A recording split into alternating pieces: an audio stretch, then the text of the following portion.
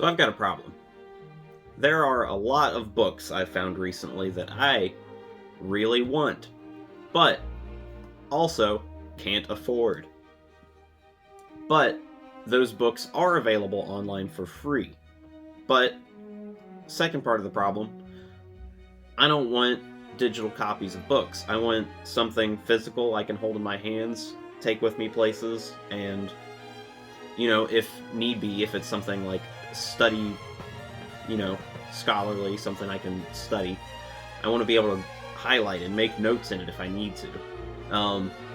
But a lot of the books I've been interested in either are like niche, like scholarly works, so the books are hundreds of dollars, or they're so old and niche that they're not available in print anymore anywhere. So what other options did I have but to learn, but to teach myself how to bookbind? Because there's so many books available for free online, you guys. There's a treasure trove of information online. And if you're fine with digital materials, then go for it. But I wanted something physical, so this is the natural result of all of those desires and problems. This is what came up. So the book that I'm binding today isn't actually a book at all. It's a free PDF that's available online from Dr. Constable's website, and it's a commentary on the book of Matthew, and it is a massive commentary. If I remember right, I think it's 837 pages long, this PDF, and so what I'm going to be doing is downloading it and then using a program, which I'll show you later, that will automatically sort it into pages to be folded and then bound into a book. So this is the program. It's called Bookbinder 3.0. It doesn't have a lot of bells and whistles, but it does everything that I need it to do very well. It will take your PDF and automatically flip it to portrait mode, or to landscape mode, and it will put 4 pages, as far as the book is concerned, onto one sheet, front and back, of paper.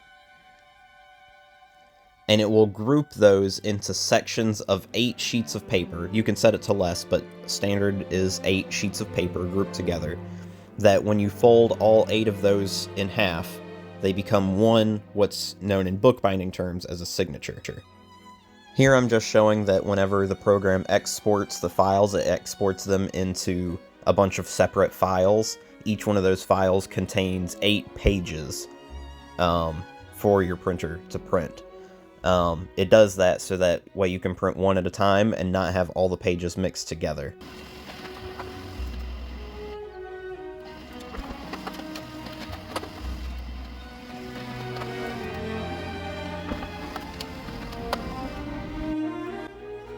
So you can see I have the signatures, which are 8 pages, laid out separately from each other so they don't get mixed up.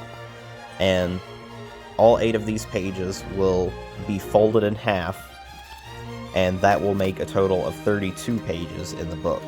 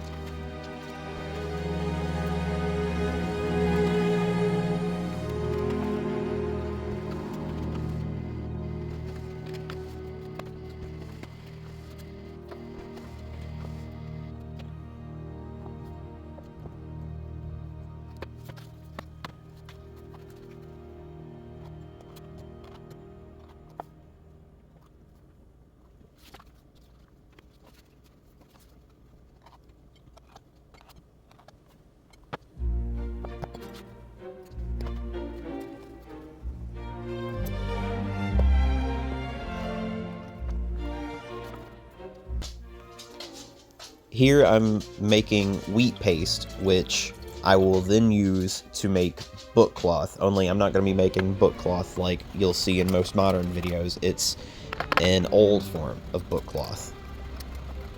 This old form of book cloth basically involves taking wheat paste and maybe a glue and soaking it through two sides of a piece of fabric and leaving it flat to dry.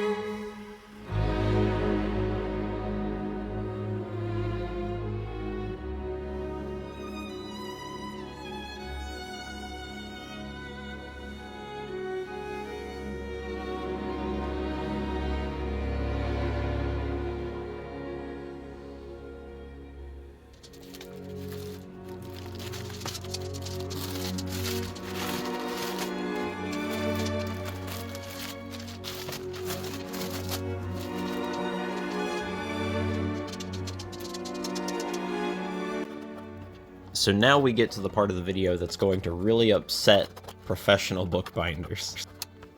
A lot of the methods that I've used up until this point and will use throughout the rest of the video are real legitimate methods that bookbinders use. But now I'm making coverboards out of cereal boxes, which is probably very offensive.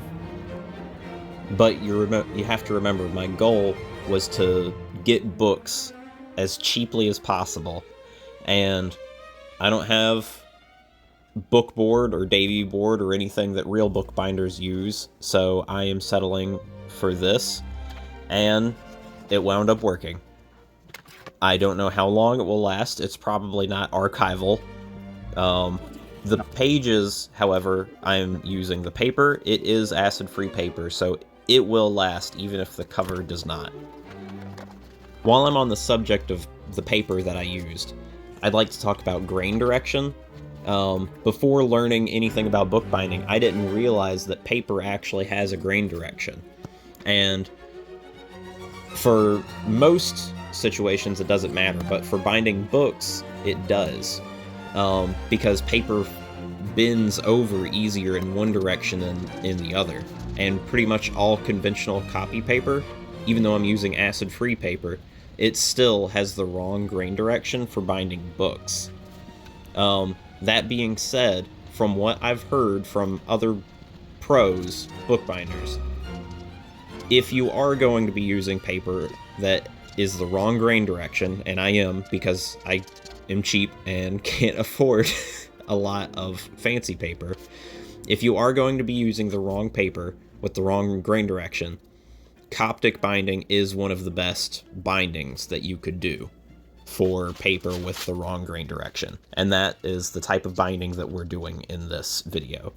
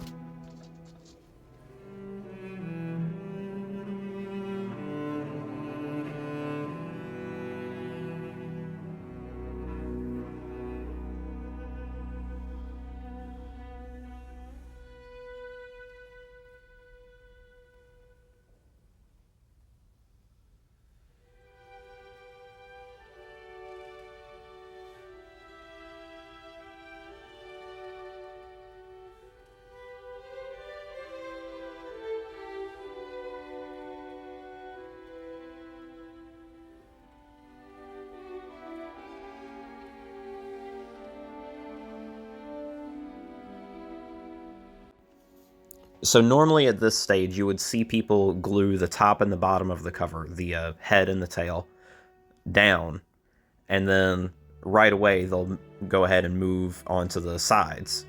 But you'll see that I had kind of a hard time getting the top and the bottom of my fold-ins to actually stay down. So I wound up having to weigh them down under some parchment paper, which is fine, but it made it more difficult later on to get the edges on the inside, the edge where the side fold-in meets the top fold-in, those edges. It was hard to get those to look nice. It was hard to get those to look nice and crisp up against each other. I'm thinking the reason that happened is because I had the paste. This is a glue and paste mix. I had it in the fridge, and I think it hadn't come all the way to room temperature yet. It was still a bit too cold, and that's what was preventing the pages from sticking down when I pressed them down. Because you'll see later on, whenever I come back and do the sides, they stay down on their own. And I'm guessing that's because the paste had time to come to room temperature and it's actually working the way it's supposed to now. Someone who knows more about bookbinding than I do might be able to tell me if that's the case or not in the comments. I'd appreciate it.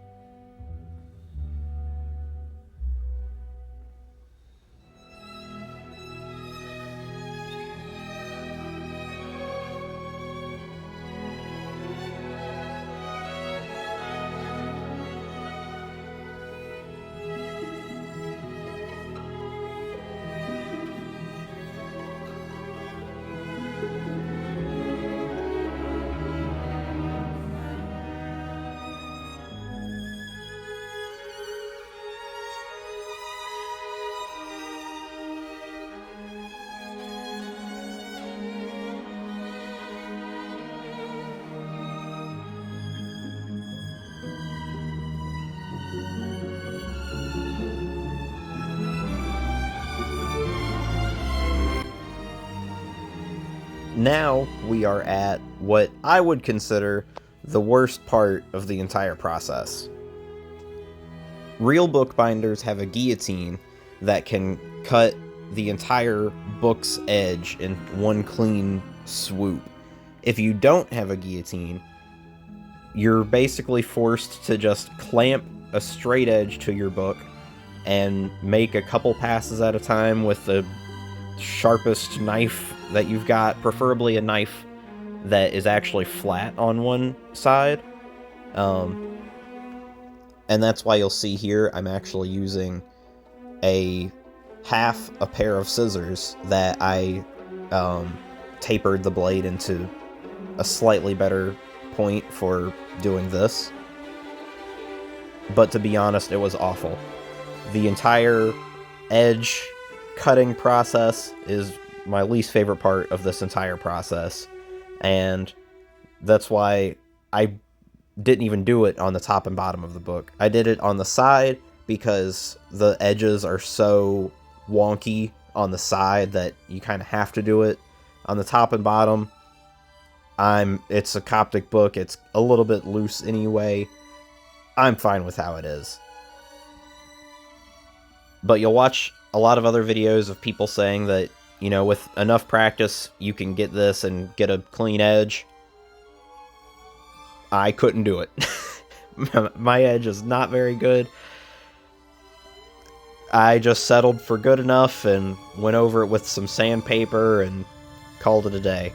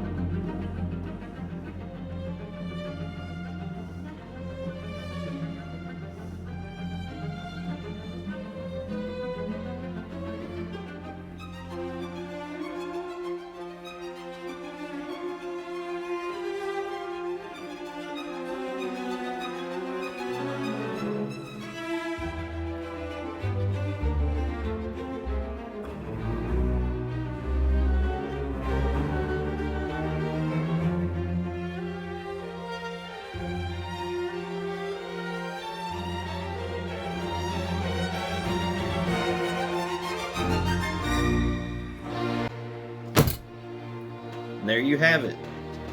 2 Coptic bound books. You can see this is the first one I did, and this is the second one. And this one actually has more pages than this one, but you can see how much thicker this one is. Because, well, this one's also been sitting flat, and I've been using this one. But I didn't get everything nearly as tight on this first one that I did as I did on the second one.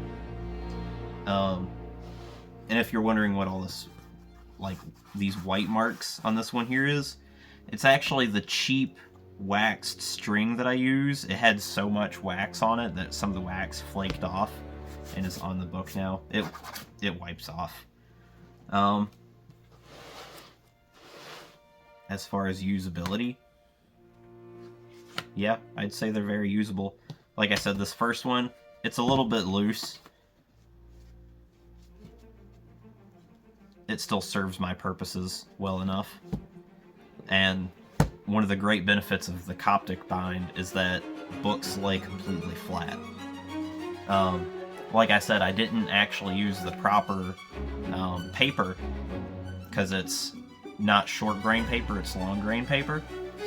So some of the pages aren't going to want to, some of the pages in the middle aren't going to want to lay as flat as they would had I used 100%, you know, the correct paper for this project. But I'm happy with it. And then this one, even though I got the bind a lot tighter, so it's a lot, it feels a lot better in your hand. It doesn't move around, shift around as much. It still lays mostly, you know, relatively flat, especially in between signatures. But even when you're not in between signatures, like, it's pretty good. Like I said, the edge is not perfect by any means. I'm okay with that. It, you know, we'll call it rustic. And I'm happy with it.